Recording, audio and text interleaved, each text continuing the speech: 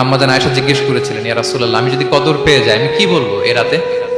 মা আদউ, কি দোয়া করব? রাসূল সাল্লাল্লাহু আলাইহি ওয়াসাল্লাম বললেন, তাকুলিন, আয়েশা তুমি বলবে, আল্লাহুম্মা ইন্নাকা আফুউন তুহিব্বুল আফওয়া ফাআফু আন্নি।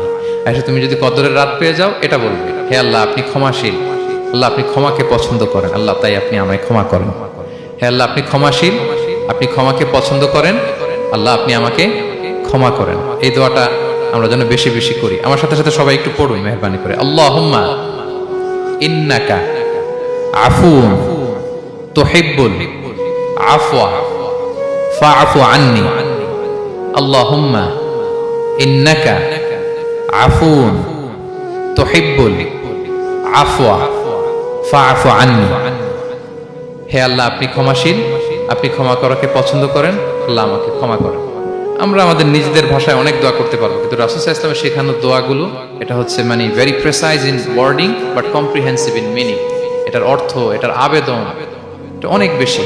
আমি অনেক 10টা-20টা বাক্য বলে এত সুন্দর কথা মিলাতে পারবো না। রাসূল সাল্লাল্লাহু আলাইহি ওয়াসাল্লাম যেটা শিখিয়ে দিয়েছেন, আগে আল্লাহর প্রশংসা করলাম, আল্লাহ আপনি ক্ষমাশীল, আবারও প্রশংসা, আল্লাহ আপনি তো ক্ষমা করাকে পছন্দ করেন। যেটা আপনি পছন্দ করেন না ওইটা তো চাচ্ছি না, যেটা আপনার পছন্দ, যেটা আপনি করতে ভালোবাসেন, গাফিরিয যামবি ওয়া কাবিলিত তাওব, আপনি ক্ষমা করাকে পছন্দ করেন, তওবা কবুলকে আপনি পছন্দ করেন, তো সেটাই তো চাচ্ছি আপনার কাছে, আপনি আমার তওবা কবুল করুন, আল্লাহ আপনি আমাকে ক্ষমা করুন।